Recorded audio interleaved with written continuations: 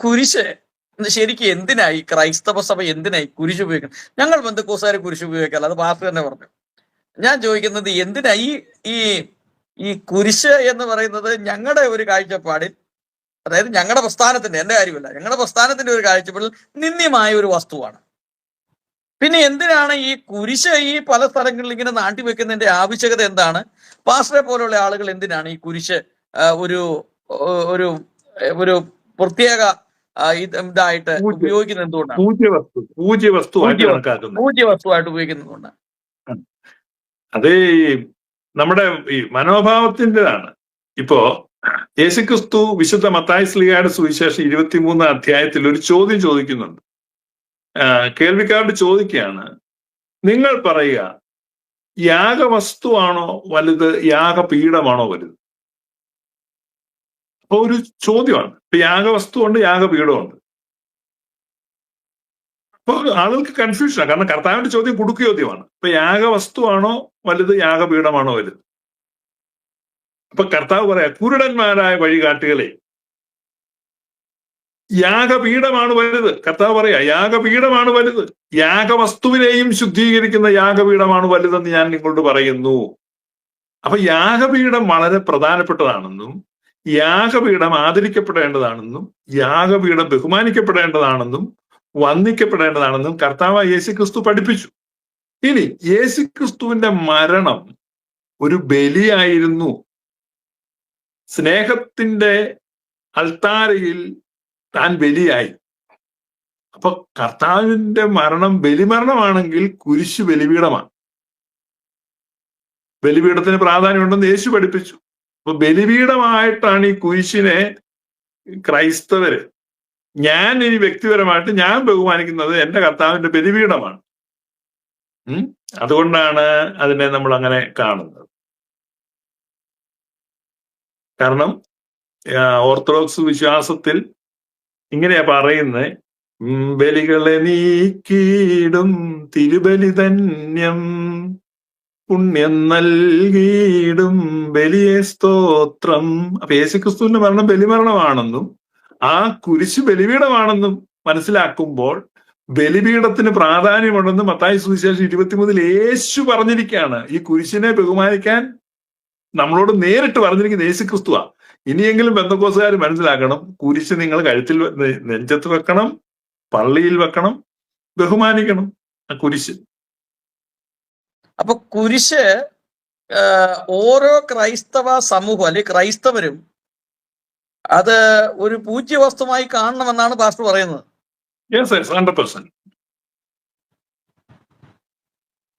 അല്ല, അത് എന്റെ അടുത്തൊരു ചോദ്യം, കർത്താവ് മരക്കുരിശിലല്ലേ മരിച്ചത്? പക്ഷെ നമ്മളിപ്പോ ഉപയോഗിക്കുന്ന പല കുരിശിലും വെള്ളിയുടെയും സ്വർണത്തിന്റെയും മറ്റേ കല്ലിന്റെയും പല രീതിയിലും പല ഭാവത്തിലുള്ളതാണല്ലോ. അതിനെന്താണ് ഒരു മറുപടി? മരക്കുരിശ് വെക്കുന്നതാണ് ഏറ്റവും അഭികാമ്യം, ഏറ്റവും നല്ലത് മരക്കുരിശാണ്. അല്ല, ഈ കുരിശ് വെക്കുന്നത് കൊണ്ടുള്ള ഒരു എന്താണ് അതിന്റെ ഒരു എന്താണ് അതിനൊരു അർത്ഥം, അല്ലെങ്കിൽ അതിന് നമ്മൾ മനസ്സിലാക്കുന്ന ഒരാള് വെക്കേണ്ട ആവശ്യകത എന്താണ്? കുരിശെന്ന് പറഞ്ഞാൽ അതൊരു മിസ്റ്ററിയാണ് സാജി പാസ്റ്ററെ.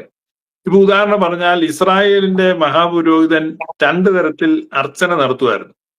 ഉദർച്ചാർപ്പണം ഉണ്ട്, വേവ് ഓഫറിങ് ആൻഡ് ഹീവ് ഓഫറിങ് ആണ്. നീരാജനം ചെയ്യണം, മഹാപുരോഹിതൻ നീരാജനം ചെയ്യണം, ആ കറ്റ നീരാജനം ചെയ്യണം, മഹാപുരോഹിതൻ ഉദർച്ചാർപ്പണം ചെയ്യണം. ഇങ്ങനെ നമ്മുടെ സത്യവേദോത്സവത്തിലുണ്ട്. എന്താണത്? Heave offering and wave offering എന്നാണ്. ഹീവ് ഓഫറിങ് എന്ന് പറഞ്ഞാൽ ഇങ്ങനെ മുകളിലോട്ടും താഴോട്ടും ഇങ്ങനെ വെക്കുകയാണ്. വേവ് ഓഫറിങ് എന്ന് പറഞ്ഞാൽ ഇടത്തോട്ടും വലത്തോട്ടുമാണ്. അപ്പൊ ഈ 2 ഓഫറിങ്, ഹീവ് ഓഫറിങ്ങും വേവ് ഓഫറിങ് എന്ന് പറഞ്ഞാൽ എങ്ങനെയാണ്? ഇപ്പൊ ഹീവ് ചെയ്യുകയാണ്, ഹീവ് ഓഫറിങ് ആൻഡ് വേവ് ഓഫറിങ് എന്ന് പറഞ്ഞാൽ കുരിശാണ് ഈ വരയ്ക്കുന്നത്. ഈ സെയിം സംഗതിയാണ് യാക്കോബായ പുരോഹിതൻ ഈ ജനങ്ങളെ നോക്കി ഇങ്ങനെ കുരിശ് വരയ്ക്കുന്നത്. ആ ഇസ്രായേലിന്റെ മഹാപുരോഹിതൻ ഹീവ് ഓഫറിങ്ങും വേവ് ഓഫറിങ്ങും ചെയ്തിരുന്നു. Together they make a sign of cross. അപ്പൊ സൈനിങ് ഓഫ് ക്രോസ് എന്നുള്ളതാണ്. ഇനി നിങ്ങൾ എബ്രായ ഭാഷ എടുത്തു കഴിയുമ്പോൾ 22 ലെറ്റർ ഉണ്ട്. അതിന്റെ അവസാനത്തെ ലെറ്റർ ടൗ ആണ്. നിങ്ങൾ ഈ മീറ്റിംഗ് കഴിയുമ്പം ഹീബ്രു ലെറ്റേഴ്സ് എടുത്തിട്ട് ടൗ നോക്കുക, അത് കുരിശാണ്. അതാണ് മുദ്രയിടാൻ ഉപയോഗിക്കുന്നത്. അതുകൊണ്ടാണ് നെറ്റിമേൽ മുദ്രയിടണമെന്ന് യഹസ്കേൽ പ്രവചനോട് മുദ്രയിട്ട് ഒരുത്തിനും നാശം പറ്റില്ല. മുദ്ര നെറ്റിയിലിടണം. അതുകൊണ്ടാണ് കത്തോലിക്കർ നെറ്റിയെ കുരിശ് വരയ്ക്കുന്നത്. യാക്കോക്കാർ നെറ്റിയെ വരയ്ക്കാറില്ല. നെറ്റിയെ കുരിശ് വരയ്ക്കുന്നതാണ് ബിബ്ലിക്കൽ റെഫറൻസ് ഉണ്ട്. യാക്കോക്കാർ കുരിശ് വരയ്ക്കുമ്പോൾ മൊത്തത്തിൽ ഇങ്ങനെ കുരിശ് വരയ്ക്കും.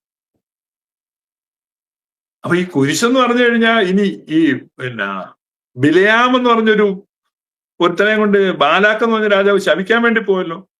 4 പർവ്വതത്തിന്റെ മുകളിൽ ഗിരിനിരകളിൽ നിന്ന് ഇസ്രായേലിനെ കാണുന്ന എത്ര മനോഹരം എന്ന് പറഞ്ഞാൽ അദ്ദേഹം സുഭാഷിതം ചൊല്ലുന്നു. നമ്മുടെ കർത്താവായ യേശുക്രിസ്തുവിനെ പറ്റിയുള്ള ഏറ്റവും ബ്യൂട്ടിഫുൾ പ്രവചനം പറഞ്ഞിട്ടുള്ള ബിലയാമാണ്. ബിലയാം മഹാ കുഴപ്പക്കാരനാണെന്നാണ് നമ്മുടെ ഉപവാസ പ്രാർത്ഥന പറയുന്നത്. പക്ഷെ ഈ ബിലയാമ് മലമുകളിൽ നിന്ന് താഴേക്ക് നോക്കും, ഇസ്രായേലിന്റെ പാളയം നോക്കണം. അത് മുകളിൽ നിന്ന് നമ്മളൊരു ഏരിയൽ വ്യൂ നോക്കി കഴിഞ്ഞാൽ അതൊരു കുരിശിന്റെ രൂപത്തിലായിരുന്നു. ഈ കുരിശ് കണ്ടതുകൊണ്ടാണ് ബിലയാം ശപിക്കാതെ അനുഗ്രഹിച്ചിട്ട് തിരിച്ചു പോകുന്നത്. ഈ കുരിശ് എന്ന് പറയുന്നത് ഇനിയിപ്പം കുരിശില്ലാതെ ഒന്നും നടക്കില്ല. ഇനി മാത്തമാറ്റിക്സ് പഠിക്കുന്ന ഒരു ഗ്രാഫ് വരയ്ക്കാൻ വേണ്ടി ആദ്യം കുരിശാ വരയ്ക്കുന്നത്. ഗ്രാഫില്ലേ, ഗ്രാഫ് എക്സ് ആക്സിസും വൈ ആക്സിസും വരയ്ക്കും.